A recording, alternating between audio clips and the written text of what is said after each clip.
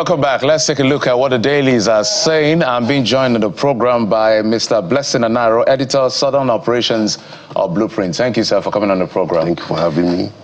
So there's a lot going on in the politics, as always. So just binge on all of them. Maybe let's start with your paper this time, Blueprints, and main headlines here as Ghana's Mahama returns to power. Tinubu rallies African leaders on shared hope. I know that he made some categorical statement yesterday about Africa doesn't need anyone's validation. Your thoughts? Yeah, that's right. I think the return of Mahama back to power and Tinubu there for the inauguration is a good sign for West Africa region. The two nations are in the forefront of actually driving activities in West Africa, and the cooperation between two of them will go a long way. And from the speeches both made yesterday, it is very clear that two of them are in tune, they're in sync with what to do with West Africa.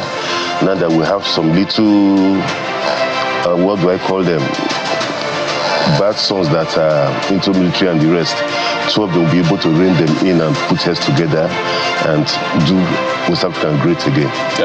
I don't know whether you noticed that the president of Burkina Faso was also there, the military leader. How did that feel? Well, they are brothers. I think they are thinking that we're brothers. They are trying to rein them in back to democracy. So their presence there means that there's actually cooperation and that something may happen possibly, making democracy back to them, to those countries again. All right, let's go to the Daily Sun. The main story there says Atiku, Labour Party, that's LP, activists condemn threat against Peter Obi. Ex-Vice President alleges shift to authoritarian governance. Moka, APC spokesperson, denies issuing threat. I'm sure you follow this story clearly. I think this is all politics because Obi came to say the other time that, look, if anything happened to me, hold him responsible, that he's saying that he will come after you. And Moka said he has not said anything like that. So the whole thing, I think it is political. For me, whoever pays in power for the next 4 years or so will better join us together because the country will have only one country. So for us to be trading blames left and right, it is better that we are focused on how to build Nigeria, not our individual selves, not our parties, though there's need for diverse views. But basically, these stones they throw around each other publicly, I mean, it makes people feel that there's something really serious happening underneath. But looking at the whole thing... So there are two angles to it. On one hand, some are saying this is what democracy should be, criticizing the government in power to do better. He made some proposals. Others are saying you're running the government or the nation down. What's your perspective? No, that is why we have opposition parties. And that is when you have the ruling party, you have the opposition. When you hear the opposition criticize, you go back to your drawing board and you say, okay, let us look at this and look at that. But it should not be seen as something as if this person wants to bring me down. I'm not sure this government is even taking like that because they have allowed a lot of people to have their say. And even when their assistants come out to counter with different ways of war, the presidency have constantly, I think, maintained what it's doing and taking correction in most cases. There's a story just on the front page of the Daily Sun, just beneath it, I think it's in page 4. Police arrest 19 suspects over a war-called clash. And this is important because remember when I was in the news for that very attack, and yet again we're seeing this happen. I don't know what your reaction would be to this. I think it's a good development in the right direction because I think I also got to know that the governor has already imposed a kind of curfew in that area to make sure there is no movement to contain such violence happening. Not at this time when we're thinking of how to move forward and you have some people with different mindset coming to bring in this kind of violence and the rest is bad news. And the police intervening is just one of the best things that can happen. Let's head to the front page of the Vanguard, just below the nameplates. How lack of power, water, Jagba degrades health sector. I think this is almost a recurrent decimal. We've been on this for a while, Mr. Anaro. Yeah. Japa, lack of power and all that. We've been on this for quite some years now. It's not actually new. And from what I can see, the present government, I believe, they are trying to put things in order to ensure that when these things are put in place, there is power, there is water, then I'm sure there will be more productivity. And when there's more productivity, then I'm sure there will be more better economy. And the Japanese syndrome, I'm sure people will start coming back soon, because what happens now can never last forever.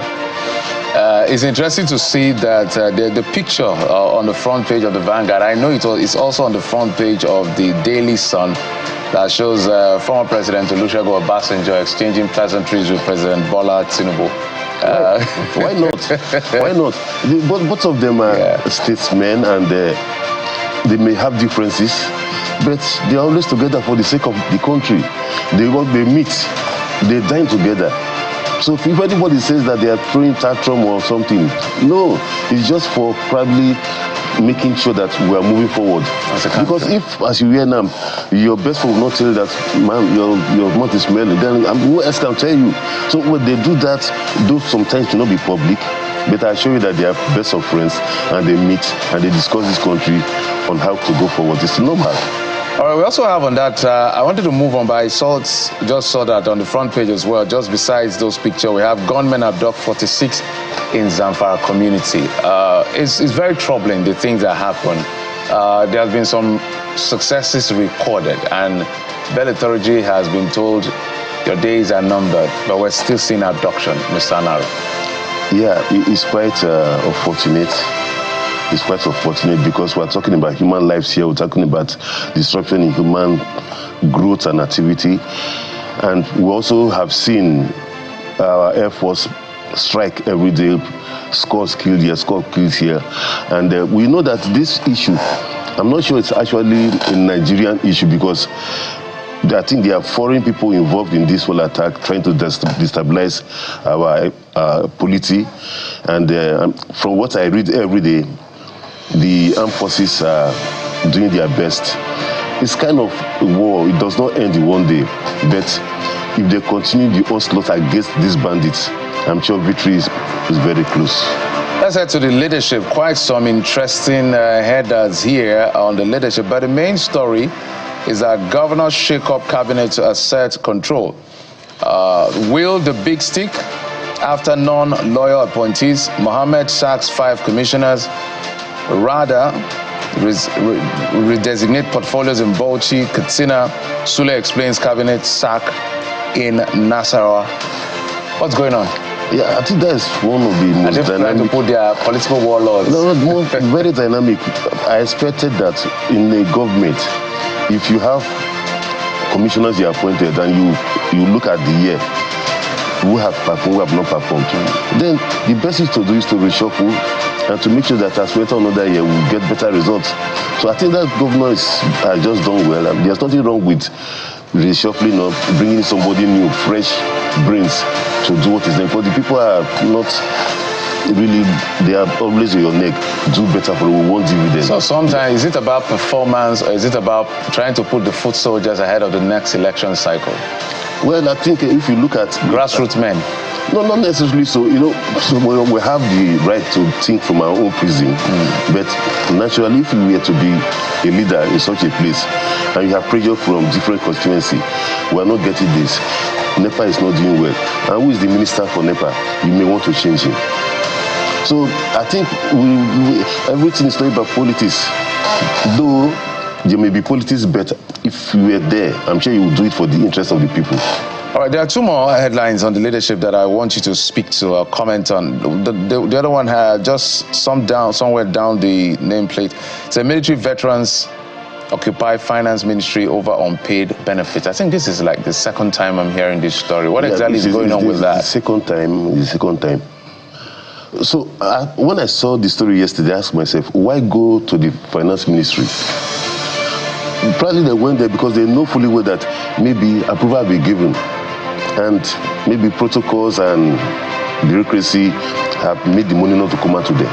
And so they went there to protest, because I am sure the president made a statement the other day that those that have served the country, they have to be paid, and maybe he has passed, giving the approval for them to be paid, and bottlenecks from ministries have delayed, and probably if not, they will have gone to the presidency to protest, but they went there, believing that the source of their wahala is from that place.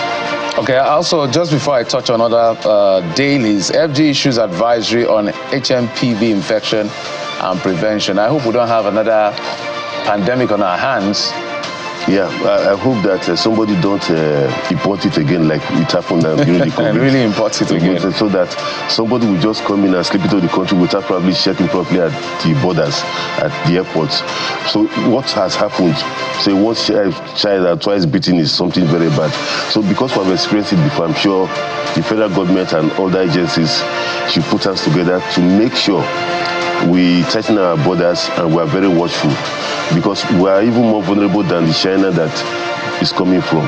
They have. What is it about China and being origin of some of these diseases? What is going on? Too much scientific testing and knowledge and could bring us this kind of things. Yeah. Let me begin to wind down with the New Telegraph. The main story here says, we shall lift our nations out of poverty, build resilient economies. That's President Tinubu. When you aggregate the leadership of Africa, about 54 or so of us, does it align with this statement? The statement is something that has to be matched into action. The statement has to be something that has to be collaborative. We're talking about Africa. He's speaking as a leader in Africa. If everybody in Africa could reason, could come together, because we have foes, whether you like it or not. If you want to move forward, there are people that want to benefit from your problems. So if we really put our ass together, and like I said, we could do better than this, and we have every potential to be better than any nation in the world. So why not? Well, we'll get to see. It's more work than talk, as people will say. So I must thank you so much, Editor, Southern Operations of Blueprint newspaper, Mr. Blessing Anaro, for your analysis of the dailies. Thank you so much for coming on the program. My pleasure. It's my pleasure. And we will take a quick break now. When we come back, our very first conversation has to do with the health sector. Stay with us.